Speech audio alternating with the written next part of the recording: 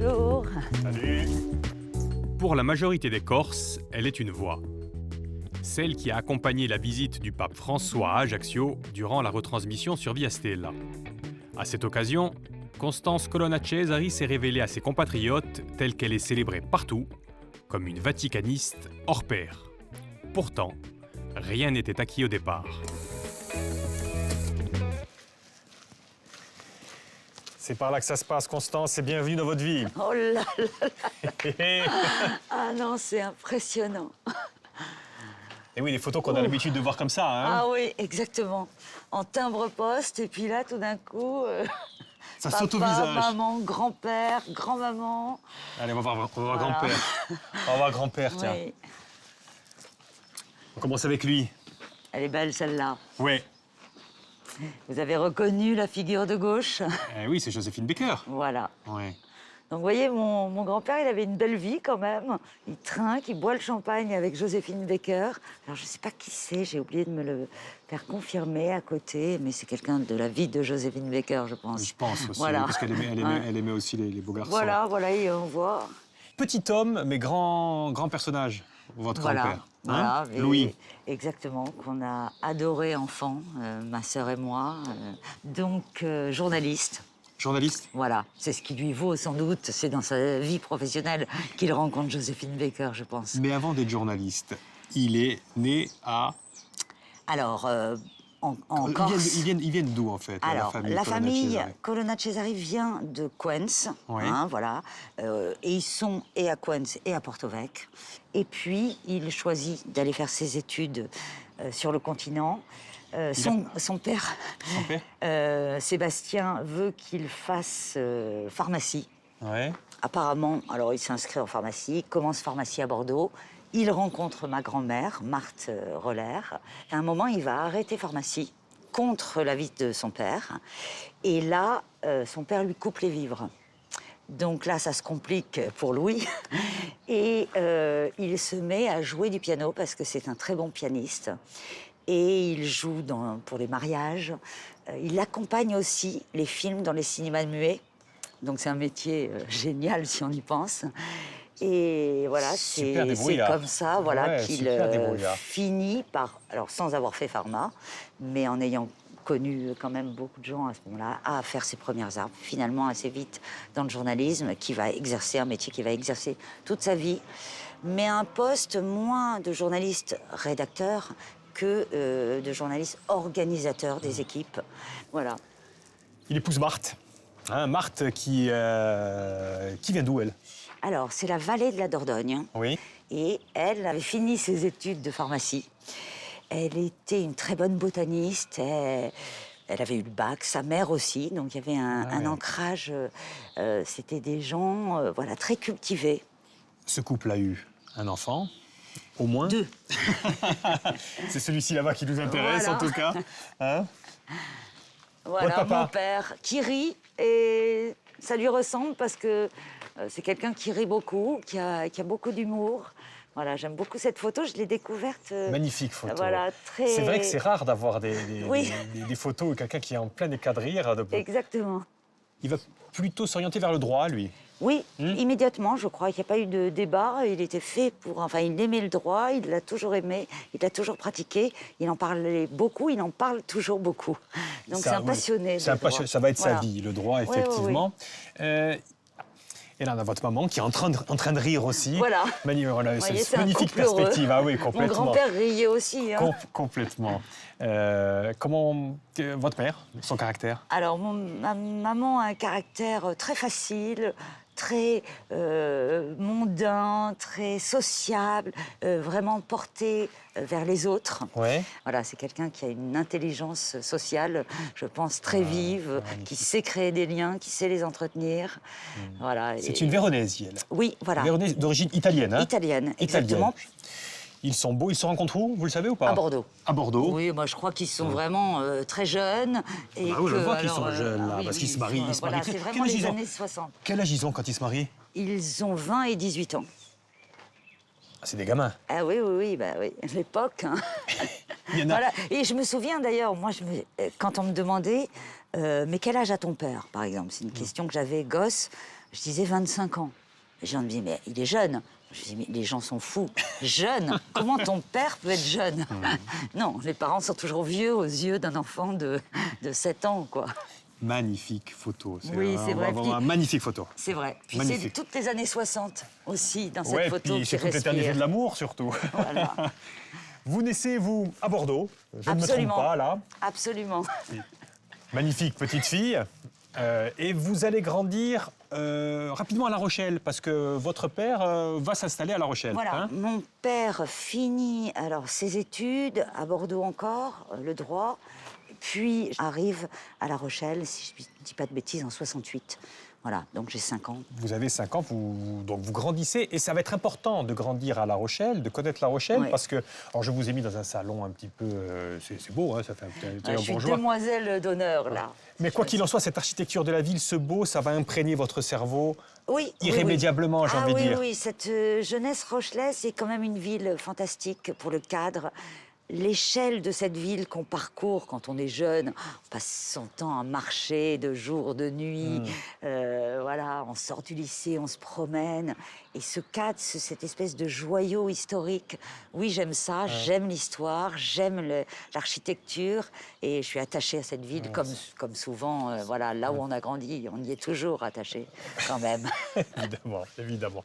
Il y a quelque chose aussi qui va vous imprégner durablement, mais c'est les études, c'est d'apprendre. Oui, Hein. Vous aimez l'école, oui, Constance, oui, vous aimez franchement. profondément l'école, à tel point que, alors là, effectivement, vous êtes petite, mais même en grandissant, quand il va y avoir des dissertations, vous allez être noté pour les dissertations et vous allez vous dire, mais comment peut-on noter pour tant de plaisir, en fait? J'ai jamais entendu ça, moi. Écrire, voilà. Moi, ça, je trouve que c'est du jeu. Donc, quand on me demande d'écrire ce qui m'est facile et ce que j'aime faire, en effet, j'ai l'impression que... Qu'est-ce qu'ils veulent, là? Mais je peux en faire encore 4 pages. Et très, très rapidement, vous allez vouloir être journaliste. Oui, oui, oui. Ça, Hein, c'est vraiment ça vous quelque prend- chose... voilà. Alors, peut-être parce que le métier existait dans la famille, mais parce que souvent, je me disais, mais finalement, ce qu'ils font dans le monde, mais c'est exactement ça. Ils écrivent, là. Mais mais moi, je pourrais le faire. Eh oui. Donc, voilà. Eh ben ça- donc on va voir ce que ça va donner, hein, cette volonté. Allez, Voilà. venez, c'est par là que ça se passe.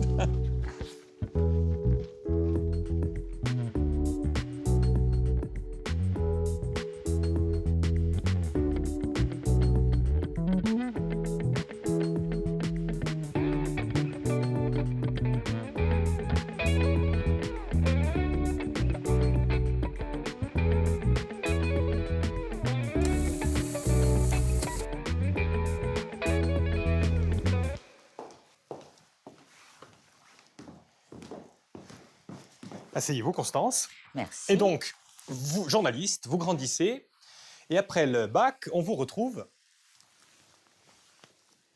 ici. Eh oui. Alors, il en a fallu des épreuves pour arriver là, dans cet hôtel Napoléon, à Paris, bien sûr. Voilà, moi j'avais envie de gagner ma vie tout en faisant mes études pour me payer des voyages, des beaux voyages, voilà, d'être étudiante et salariée parce que j'avais trouvé ce poste de standardiste. Hôtel Napoléon, bonjour. Vous voyez, les standards à l'ancienne. C'était très sympathique. En plus, il y avait une vie des grands hôtels assez marrante. Et surtout des horaires qui permettaient d'être à la fac, de vivre normalement et d'aller à l'hôtel Napoléon quand c'était les équipes de nuit, donc 18h, 23h, c'était pas énorme. Et moyennant quoi, ça faisait un salaire. Et côté fac, c'est l'histoire. Vous avez décidé Oui. de passer par l'histoire pour être journaliste, hein, vous, hein. Oui, voilà, j'ai aimé l'histoire très tôt. Et puis, voilà, je savais pas au début. Et puis, très vite, pour approcher le journalisme, je me suis dit, bah, histoire des relations internationales. Voilà, c'est une voie qui me semblait convenir. Oui, convenir. Et puis même, vous avez des idées avec ça. Vous dites, tiens, histoire internationale, si j'allais là, tiens. On vous retrouve Voilà. à Rome. Et pourquoi vous vous retrouvez à Rome? Parce Par concours de que circonstances. j'ai Dites-moi. eu la bonne idée d'avoir ma licence en juin.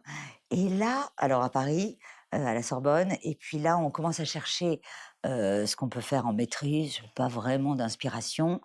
Et puis, je vois qu'il y a des sources qui s'ouvrent, qui concernent les relations entre la France et le Saint-Siège, période 44-50. Je me dis, bah, pourquoi pas Saint-Siège, Rome, vacances romaines. C'est l'aventure qui prime quand on a cet âge-là et qu'on se dit, allez, j'ai réussi, je pars, j'ai mis de l'argent de côté, j'y vais, on se débrouillera bien, on trouvera un logement, il doit y avoir des réseaux, des chambres étudiantes, etc. Donc voilà, je ne suis pas très malheureuse.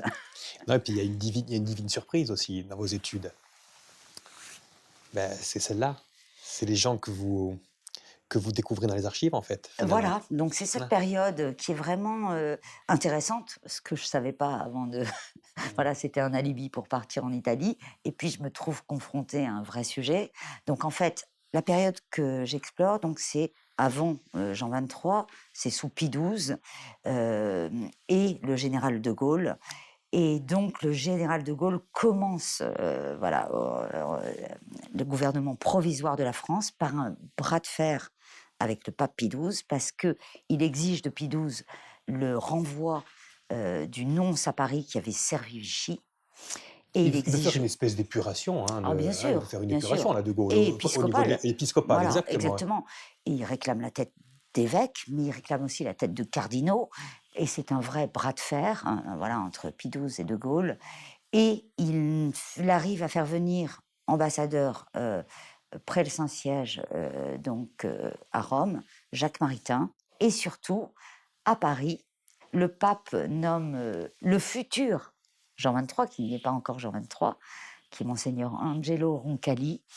Et il arrive à Paris, cet homme, avec une réputation qui n'est pas du tout à la hauteur du poste. Parce que Pie XII veut un peu vexer de Gaulle, donc il envoie celui qu'on appelle le paysan du Danube. Paysan du Danube. Voilà, pour dire que c'est un diplomate qui n'a pas du tout encore le niveau de Paris. Et il va se révéler, pourtant, un excellent diplomate à cette occasion. Et il va Il va se mettre de Gaulle dans la poche. Même absolument, un petit ils peu, hein. vont s'entendre Ouais. comme larron en foire, Ouais, c'est presque. Et oui, oui, il y a vraiment une vraie entente intellectuelle entre les deux hommes. Et il va réussir à sauver les évêques. Donc la liste fond très fort. Très fort, Très très fort. fort. Donc la Et puis il va crise finir pas. s'apaise. Il va finir Et pas. il va finir pape. Donc, Voilà. Et on va paysan voir du que c'était Danube. pas un paysan Non, paysan du Danube, il faut toujours se méfier, Voilà. ouais, effectivement. Voilà. Donc ça, c'est la théorie, et il y a la pratique. Après, il faut écrire. Et vous Ouais. rentrez à Paris pour Oui. l'écrire, ce fameux de mémoire, l'ambassade de Alors France. là, c'est pas marrant. Non, C'est non, moins c'est une drôle. épreuve, c'est une épreuve. Mais Ah, vous ouais, allez, ouais. vous allez avoir, on voit, mention très bien. Ouais, vous ouais, faites ouais. un super boulot. Voilà. Après le mémoire, donc, vous décidez de rentrer dans la vie active. Hein. Ouais, ouais. Effectivement, journaliste. Et journaliste, ça commence comme ça. Ça commence avec un premier article. Voilà. C'est votre premier article, celui-ci, Exactement. en ce temps. C'est ça, c'est votre première carte, Libé. Vous commencez Oui. pour Libé. C'est vous-même Exactement. qui proposez le sujet, en fait. Hein. Vous enfoncez, vous allez faire une de vos occupations favorites, c'est-à-dire enfoncer les portes fermées. Hein. En tout Ouais. cas, vous incruster dans les rédactions. J'aime bien. Ouais. Ou au Vatican, voilà. Plus les portes sont fermées, sont Ouais. difficiles, plus je trouve que les univers comme ça, un peu hermétiques, c'est agréable. Et les rédactions, après, voilà, il faut convaincre. Ça fait partie du métier de journaliste, d'essayer de valoriser ce qu'on a pour se faire commander un article. Et puis, effectivement, quand on commence ce genre de carrière, on devient ce qu'on appelle pigiste. Et donc, on a la Voilà. carte professionnelle, votre carte de presse, effectivement. Et toutes sortes d'articles. Hein. On vous Exactement. retrouve un petit peu dans la culture, bien sûr. Là-bas, qu'est-ce que c'est là-bas avec les Alors gens ça, c'est dans les Heroes Center de Francfort. Donc c'est un article commandé par Marie-Claire sur les filles qui travaillent dans les maisons closes, en fait. Donc, Et voilà. vous faites un petit peu vos armes. Hein. Vous écrivez un petit peu partout, Libé, Marie-Claire, effectivement. Voilà. Et puis, vous avez aussi la mémoire longue parce que vous vous souvenez que quand vous étiez à Rome, vous avez fait une rencontre extraordinaire et vous la reproposez en télé parce que quand on est journaliste, il faut savoir aussi un petit peu diversifier ses médias. On va voir un petit peu ce que ça donne. Ah, merci.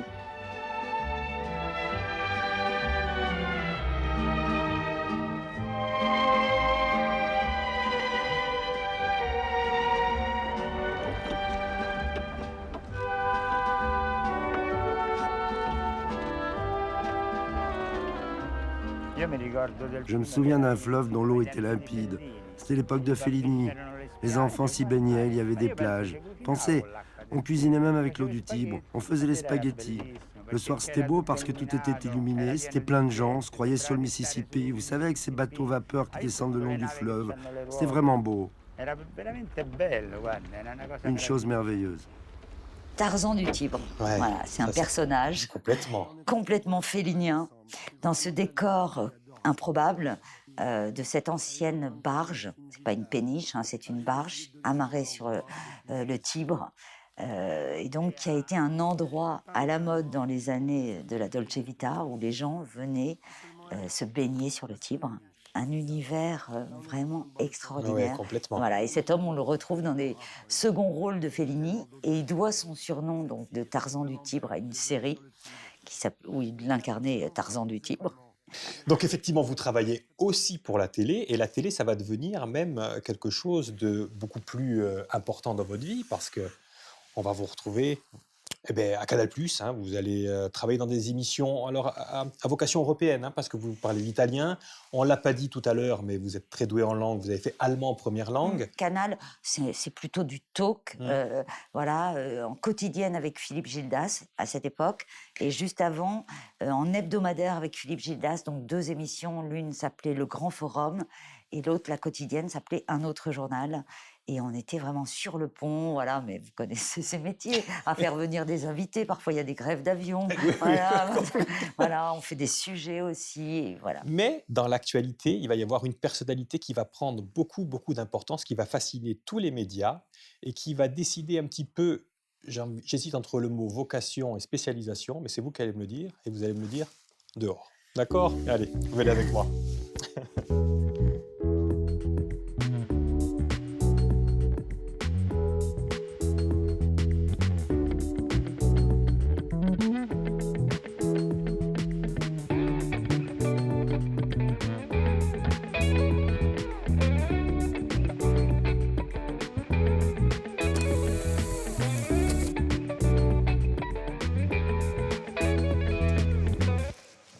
Et donc, Constance, cet homme qui monopolise l'attention des médias du monde entier, ben oui, vous imaginez bien. Eh oui, c'est lui. Voilà, on y est. Cette fois, voilà, je suis repartie. Voilà, j'ai rattrapé Rome, ou plutôt Rome m'a rattrapé, grâce au pape Jean-Paul II, qui, en effet, commence à intéresser les médias de façon nouvelle, puisque, en fait, voilà, il voyage. On a bien compris que ce Polonais voulait changer le monde, voulait utiliser la casquette de chef d'État des papes, et notamment pour voilà, insuffler la fin de la guerre froide, en tous les cas agir sur la géopolitique et notamment sur la fin du communisme. Donc voilà, ça crée un besoin dans la presse de Complètement, et journalistes. vous y Voilà. répondez, vous, à ce besoin. Parce que là, c'est vos articles, quelques-uns de vos articles. Alors, on voit, hein, Les rêves de Jean-Paul, Voilà. vous êtes une spécialiste. Le livre qui vous a fait travailler, vous aviez travaillé pour votre mémoire, mais vous avez encore plus travaillé pour Oui. Roby et Torby, parce Oui. que vous avez quand même, grâce à ce mémoire, grâce à ce voyage à Rome, et grâce à vos contacts, toujours un coup d'avance, en fait, vous, Constantin.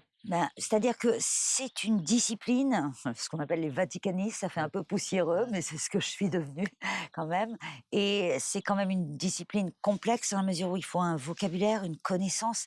On ne peut pas, en effet, s'improviser sur des sujets techniques, parce qu'il faut savoir ce qu'il y a dans le Concile Vatican II, avoir fait un peu de l'histoire de l'Église, des idées de l'Église, des fonctionnements de l'Église. Qu'est-ce qui change d'un pape à l'autre par rapport à l'institution? Qu'est-ce qu'un pape comme Jean-Paul II apporte de neuf par rapport au pontificat précédent? Donc, en effet, avoir un peu de recul, ça aide. Et en fabriquant ça un peu sans le savoir, au départ, je me suis donné voilà, les possibilités de couvrir ce pontificat, de continuer, et puis d'article en article, de voyage en voyage, de sujet en sujet. On propose un livre, et puis on est pris au sérieux parce qu'on a déjà un peu un bagage. Et voilà. Parce que... Oui, mais on a besoin de vous, là. On a Oui, besoin de oui, vous. oui. Et on a besoin de vous même encore plus à ce moment-là. Oui. Quand il meurt, Alors là, Jean-Paul II. Jean-Paul II meurt.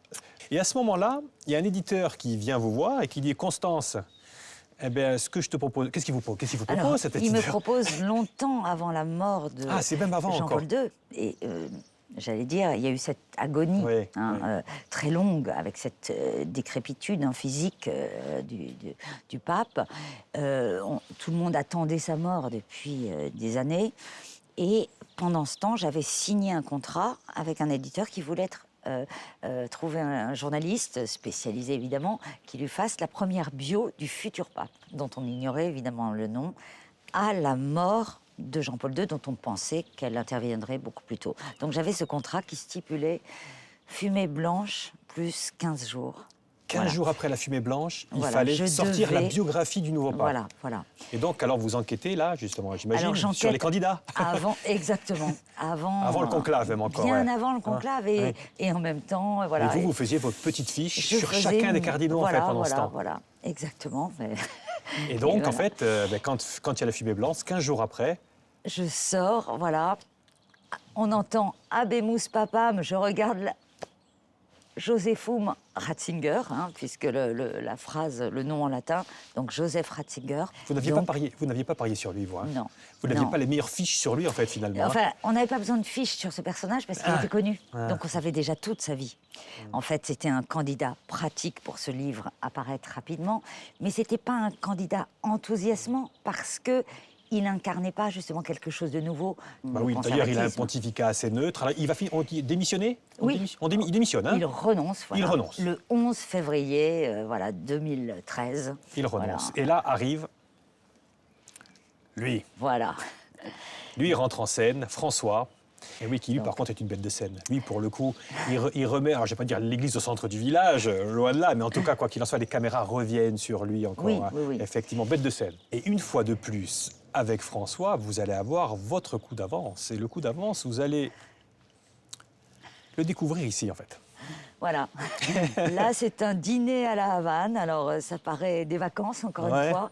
Ça commence comme des vacances. Et puis, comme souvent dans la vie des journalistes indépendants, voilà, Bah, on est tout toujours, est voilà, on ne peut pas être vraiment en vacances.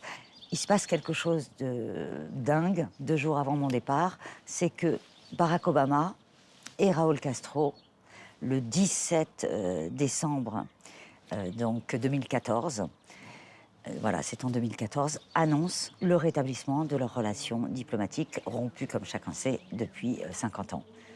Donc, et tous les deux, Barack Obama et Raúl Castro, disent « et merci au pape François ». C'est grâce au pape François. Donc, comment, pourquoi? J'ai la chance d'être là à La Havane, donc à moi de le savoir. Donc je cours après l'archevêque, on me dit que l'archevêque n'est pas là. J'essaie d'aller à Sant'Egidio, une communauté où je sais qu'ils sont forcément informés de comment ça a pu... Enfin bref, c'est l'idée du pape François. C'est l'idée du pape François, secrète, que vous... Secrète, qu'il a ouverte. En fait, il a proposé un plan, un pacte à Barack Obama quand... 8 mois auparavant, Barack Obama est venu pour la première fois rencontrer le pape François dans la bibliothèque du pape. Et le pape lui a dit « Vous arrêtez avec Cuba, moi le pape, je vais vous aider. Je mets dans la balance ma réputation, les Cubains vont me faire confiance, on va y arriver. Allons-y. » Il se serre la main et c'est un pacte. Et ce pacte, vous le révélez Voilà, dans ce livre. voilà, Hein exactement. Dans les secrets de la diplomatie vaticane, Voilà. le pape François à l'offensive, c'est le moins qu'on puisse dire. Vous révélez ce secret, c'est vous qui révélez ce secret, Oui, effectivement. oui, j'ai vous la avez chance. le gros scoop, et vous allez d'ailleurs obtenir des prix grâce à ça. Beaucoup de chance et beaucoup de travail quand même, j'ai l'impression quand même, Constance. Oui, après, il faut l'écrire, mais c'est surtout la chance d'avoir été dans un endroit sur le chemin de ce scoop. Ouais, enfin, vous l'avez provoqué Voilà. aussi un petit peu. Oui, cette voilà, chance. mais quand on paie un billet d'avion, on a plus de chance. Voilà. Et puis comme toujours avec vous, il y a l'écrit, et puis il y a aussi l'audiovisuel. Et on va regarder un petit peu ça.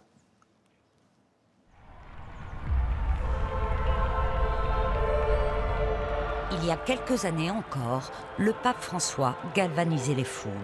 Un vent de renouveau semblait souffler sur Rome. L'Argentin Jorge Mario Bergoglio, élu en mars 2013, apportait du sang neuf à l'Église catholique. Son leader, âgé de 84 ans, en cette année 2021 dite de tous les dangers, affronte des adversaires de plus en plus nombreux. Des hommes et des milieux bien résolus à préparer sa succession. Les ennemis de François souhaiteraient un retour à Benoît XVI, qu'ils considèrent encore comme le vrai pape, pas seulement comme le pape émérite, et ils considèrent François comme un traître. Qui sont ses opposants et que reprochent-ils à l'évêque de Rome? Comment complotent-ils pour l'affaiblir? Et auront-ils le dernier mot? Ou bien François a-t-il d'autres atouts dans son jeu? Un documentaire qui est passé chez nous sur Viasté, là. Voilà. Mais ma parole, la question c'est, le Vatican, c'est Dallas, c'est un univers impitoyable, Constance. Alors, cette fin du règne du pape François, depuis les années 2018, elle est dure, avec une opposition qui est devenue féroce. Ben oui. Des cercles de gens qui n'avaient rien à voir les uns avec les autres, qui se sont coalisés. Alors certains des opposants internes, des oppositions de nature doctrinale, et puis d'autres oppositions de nature politique, idéologique. Et tous ces gens ont fabriqué vraiment un terrain d'hostilité. Et voilà, C'est incroyable. Incroyable. Effectivement, la guerre des trônes. Et qui va succéder sur le trône? C'est la question qu'on se pose aujourd'hui.